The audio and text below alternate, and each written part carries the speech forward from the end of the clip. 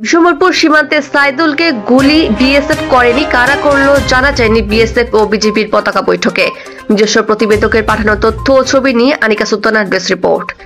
সুনামগঞ্জের বিশম্বরপুর চিন্নাকান্দি সীমান্তবর্তী গামাইতলা খাসপাড়া গ্রামে ভারতীয়দের গুলিতে বুধবার সন্ধ্যায় এক বাংলাদেশি যুবক নিহতের ঘটনায় বৃহস্পতিবার বেলা 11টায় বিজেপি বিএসএফ পতাকা বৈঠকে মিলিত হয়।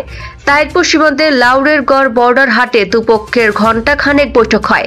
ওখানে বিএসএফ দাবি করছে, গামাইতলা সীমান্তে বুধবার সন্ধ্যায় বিএসএফ কাউকে গুলি করেনি। ওই যুবককে কারা গুলি করে হত্যা করলো এটিও নিশ্চিত করতে পারেনি বিএসএফ। তবে বৈঠকে বিএসএফ নমনীয় ছিল। সুনামগঞ্জ 28 বিজিবির দায়িত্বশীলরা জানান, 1 ঘণ্টা ব্যাপী পতাকা বৈঠকে বাংলাদেশের পক্ষে নেতৃত্ব দিয়েছেন 28 বিজিবির অধিনায়ক জাকারিয়া কাদির এবং ভারতের 193 বিএসএফ কমান্ডেন্টের কমান্ডার ভারতের পক্ষে নেতৃত্ব দিয়েছেন। জানা যায়, বিজিবির পক্ষ থেকে বাংলাদেশি যুবককে গুলি করে হত্যার ব্যাখ্যা চাওয়া হলে বিএসএফ জানিয়েছে, করাইগড়া ক্যাম্পের কোনো সদস্য গুলি করেননি। তাহলে কারা এই ঘটনা ঘটিয়েছে বিজিবির পক্ষ থেকে জানতে চাইলে তাদের পক্ষ থেকে জানানো হয়েছে, ভারতের পুলিশ ও বিএসএফ এর পক্ষ থেকে বিষয়টি তদন্ত করে দেখা হচ্ছে।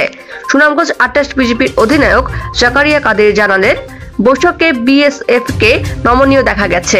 তারা অন্যান্য সময়ের চেয়ে বেশি আন্তরিকতাও দেখিয়েছে। সীমান্ত পরিস্থিতি শান্ত রয়েছে। খোঁজ নিয়ে জানা গেছে, সব কয়টি সীমান্ত পথে বৃহস্পতিবার কাউকে আসতে বা যেতে চেষ্টা করতে দেখা যায়নি।